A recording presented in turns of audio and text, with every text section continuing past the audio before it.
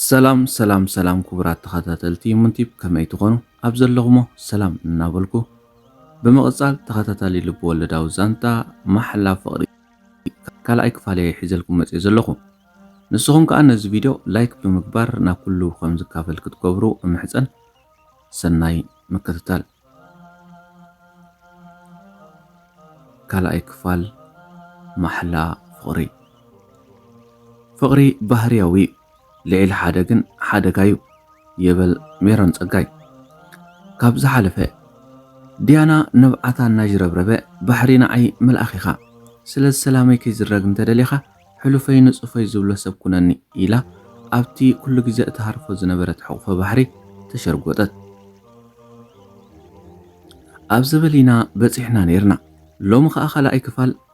ጆባ ለይለይ ዝቑመታ ኣብ ብርካ እተስግድ ዲያና ኣብ ሕቑፈ ባሕሪ ምድፍኣ ግን ንባሕሪ ሕልሚ ጥራይ ኮይኑ ይስምዖ ነይሩ ክልተ ገጻት ሳንቲም ኮይኑ ዝረኣየ ዝነበረ በንጻር ሓስ ኩነታት ስድሩኡን ሓቅነት ፍቕሪ ዲያናን እዩ ኣይሕትኣ ክምልስ ኣይ ካብቲ ትንኽነኾ ዝነበረት ንብዓት ከናግፋ ድማ ብሓሳብ እዩ ኣብ ዝፋፅ ማዕበል ዘንሳፈፍ ነይሩ ዲያና ብስምዒት ኣንታ ባሕሪ ልበይ ክንዲ ዝጨካ እንዲኻ መልሰለይ ባ ኣለኻ ዶምሳይ ኢላ ምስ ጠመተቶ ባሕሪ ይዕንቱ ብርቱዕ ድቃስ ሰኣና ክመስላ ወሪግሪግ እናበለ እወ ኣለኹ ኢሉ ብውሽጢ መዓንጣ ሒዙ ሕቑፍ ኣቢሉ ኣነ እውን የፍቅረክ እየ ብምባል ኣብ ልቡ ዝነበረ ድቦላ ፍቕሪ ደርጓሓላ ዲያና እወይ ኣመነነ ሓደ ኩሉ ልብናን ሓሳብናን ክንዲ ዝተሳቐየ ሰኣን መንጋረይ እናበለት ሓቂፋ ክትፀወይ ከኣለትን ባሕሪ ብምግራም ዳኒ ኣነ ግን ከኣምን ኣይከኣልኩን ሕልሚ ኮይንኒ ንዓይ ናይ ብልብዲ ክትፍቅረኒ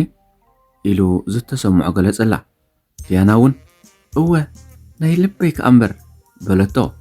ባሕሪ ደጊሙ ብዛዕባ ኩነታት ናብርኡን ገዝኡን ክናዘዝ ጀመረ ኣነ እኮ እቲ ካብ ኢዱ ናብ ኣፉ ኣብ ጎደና ፍረታት እናሸጥኩ ምስ በለ ዲያና በቃ ተረድኤካ ኩሉ ርዳእኒ እዩ ኩነታት ህይወትካን ስድራኻን ኣብ ፀቢብ ጉዕዞ ህይወት ክትህልው ትኽእሉ ኢኹም ካብዛ ሰዓት እዚኣ ግን ኣነ እውን ክሕግዘካ እየ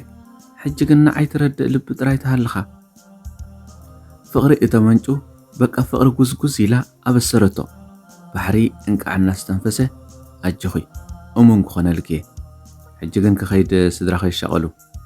በላ ናይ ድራር ግዜ ስለ ዝነበረ ግን ዲያና ኖ ምሳይ ኢኻ ትድረር ሎሚ በለቶ እሞ ባሕሪ ከይደዳኣ ኸይደ ስድራኸ ከዓ ከይፈልጡ እሞ ከይቃወሙኺ በላ ኣይ ንዓይ መሓሸኒ ዘይነገርኩ ካምበር ካናዳ እንድዮም ዝነብሩ ምስ በለቶ ባሕሪ ማዕራርዩ ኮፍ በለ እንታይ ትብሉ ጓለይ ምስ መን ደኣ ትነብሪ ኢሉ ድማ ኣጥቢቑ ሓተታ ኣነ ንሓደ ሓወይን ንሱ ከዓ ተምሃራይ ሰዋዩ በይነይ ክትብሎ ቀልል ኢላ ልቡ ተንጎፈቶ ባሕሪ ብስምዒት እናፋፀየ አንተ ንሕና ከዓ ምስ ስድራና ከለና ነማርር በላ እሞ ስቕዳ ኣበል ከም ስእነት ፍቕሪ ወላደት ጽልመት እኳ ዘየለብ ዝዓለም በለቶ